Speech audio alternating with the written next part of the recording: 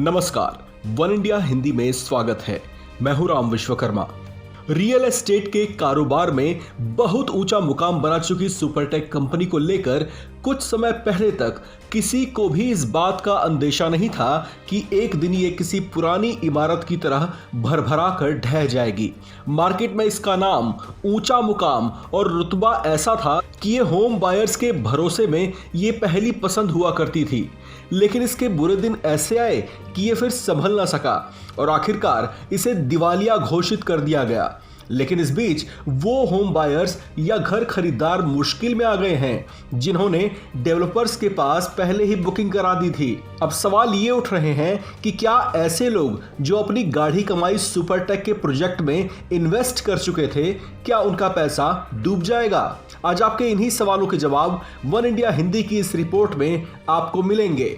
Estate कारोबार से जुड़ी सुपरटेक कंपनी पिछले दिनों अपना मोटा कर्ज चुका नहीं पाई थी, जिसके बाद NCLT यानी नेशनल कंपनी लॉ ट्रिब्यूनल ने यूनियन बैंक की अपील पर उसे दिवालिया घोषित कर दिया था। इससे उसके 20,000 से ज्यादा ऐसे होम बायर्स की परेशानी बढ़ गई जिन्होंने अपने सपनों का आशियाना खरीदने के लिए सुपरटेक पर एतबार किया था।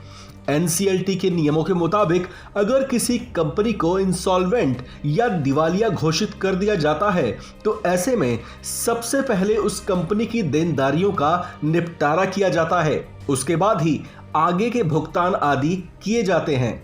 यानी सुपरटेक के मामले में सबसे पहले यूनियन बैंक की देनदारी को सेटल किया जाएगा। उसके बाद ही ऐसे ग्राहकों के भुगतान पर विचार होगा जो सुपरटेक के प्रोजेक्ट्स में पैसा इन्वेस्ट कर चुके हैं। ऐसे में उन्हें कुछ लंबा इंतजार भी करना पड़ सकता है। नेशनल कंपनी लॉ ट्रिब्यूनल के ऐसे नियमों ने सुपरटेक के होम बायर्स की टेंशन को बढ़ा दिया है। हालांकि कंपनी की ओर से सभी ग्राहकों को ये आश्वासन जरूर दिया गया है कि उनके सभी रियल एस्टेट प्रोजेक्ट्स आर्थिक तौर से सक्षम हैं। ऐसे में उसने अपने 20,000 से ज्यादा ग्राहकों को भरोसे में लेने की कोशिश की है। कंपनी का कहना है कि किसी को भी आर्थिक नुकसान नहीं होने दिया जाएगा, लेकिन कंपनी के इस आश्वासन पर खरीदारों को शायद भरोसा कम ही हो, क्योंकि कंपनी पर अवैध निर्माण की कार्रवाई भी होने जा रही है।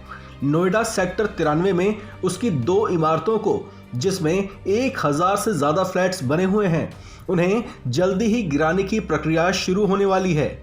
ऐसे में कंपनी पर बढ़ता आर्थिक बोझ और उसका दिवालिया घोषित किया जाना, ये दोनों ही बातें मार्केट में उसकी गुडविल को डैमेज कर रही हैं। ऐसे में सुपरटेक के वो होम बायर्स जो अपना मूल रकम वापस चाहते हैं, उन्हें नेशनल कंपनी लॉ ट्रिब्यूनल के नियमों के तहत रिजोल्यूशन की प्रक्रिया पूरी हो जाने तक इंतजार करना पड़ सकता है। इस खबर में फिलहाल इतना ही। बाकी खबरों के लिए बने रहिए वन इंडिया हिंदी के साथ।